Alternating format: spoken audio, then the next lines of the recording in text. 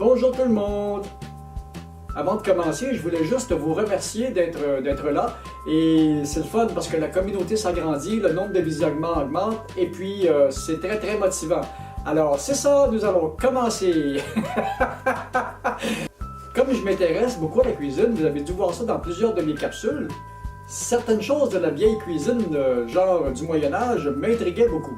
Les épices desquelles je vais vous parler, il y en a beaucoup qui sont connues aujourd'hui, mais au Moyen-Âge, c'était réservé à la noblesse parce que vu les coûts prohibitifs pour importer ça, qui était amené en Europe par des voiliers et par des caravanes animales. C'est des voyages qui n'en finissaient plus, ça durait des années. Et je me suis laissé dire qu'au Moyen-Âge, on épissait beaucoup. J'ai trouvé plusieurs sites intéressants et je vais vous donner les adresses dans la description. Et comme d'habitude, à chaque fois que je cherche une information, je tombe sur beaucoup de pages. La recherche a commencé parce que je voulais avoir plus d'informations sur le verjus. Je savais que c'était quelque chose d'acide, mais je ne savais pas c'était quoi, j'avais besoin de plus d'informations. Pour découvrir finalement que le verjus, ce n'est en réalité que du jus de raisin pas mûr. C'est acide ça.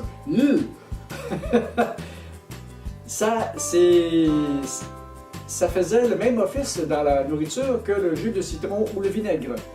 Et dans une région de la France, soit l'Ardèche, le verjus est aussi un cidre de pommes sauvages. Ça aussi, ça doit être assez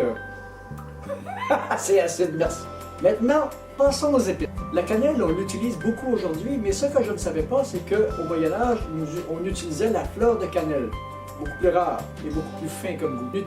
Aujourd'hui, on utilise plus l'écorce du bâton de cassis ou fausse cannelle. C'est ça les petits bâtons là. Et le gingembre, est une épice orientale par excellence qu'on retrouve partout dans tous les plats de la Thaïlande et de la Chine et mettez-en.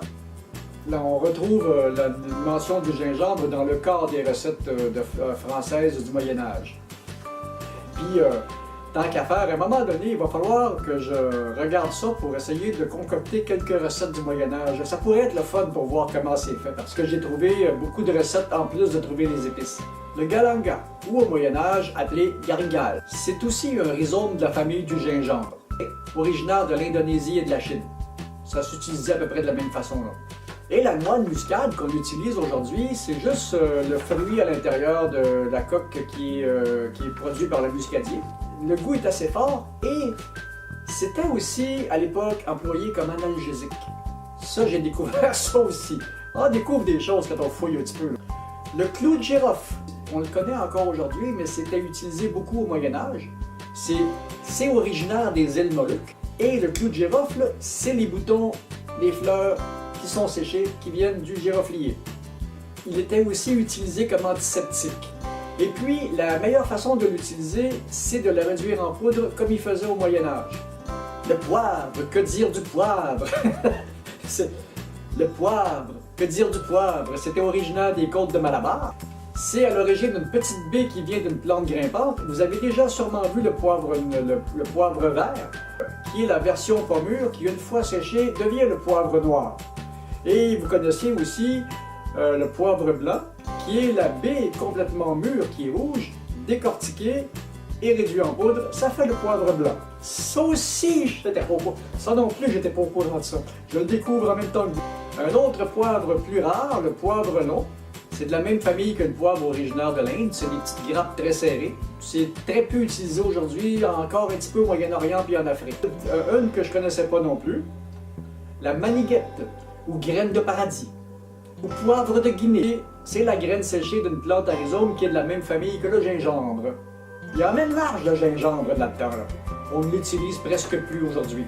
La cardamome, originaire de l'Inde. Ça aussi, ça c'est beaucoup utilisé aussi. On l'utilise même beaucoup en pâtisserie aussi. C'est un petit piquant qui est le fun ça. Et c'est aussi la graine d'une plante à rhizome de la même famille que le gingembre. Quand je disais qu'il emmène large, on peut l'utiliser tel quel ou pilé. Et 4 épices très rares, que je ne crois que moi, comme cuisinier, je pensais jamais utiliser ça aujourd'hui. Peut-être qu'il faudrait que j'essaie d'en trouver. On commence par le cubet, ou poivre à queue, originaire du Ceylan en Indonésie. Le mastic, Ça, je ne savais pas que ça existait non plus. C'est une résine qui provient d'un arbuste qui s'appelle le lentique. Le nard indien. Au Moyen-Âge, c'était appelé espic mardi. C'est une racine qui vient d'une plante de la famille des valérianes. Et le petit dernier, ça j'ai eu une belle surprise, le sumac.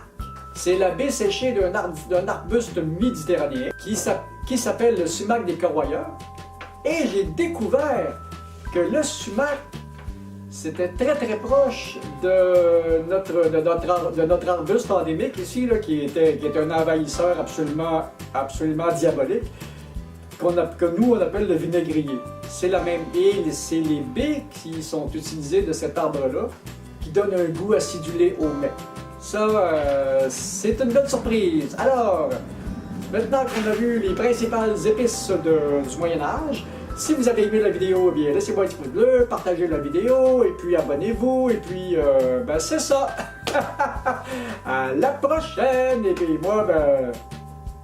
coudonc, la prochaine vidéo, on va cuisiner un petit peu, je pense. Salut!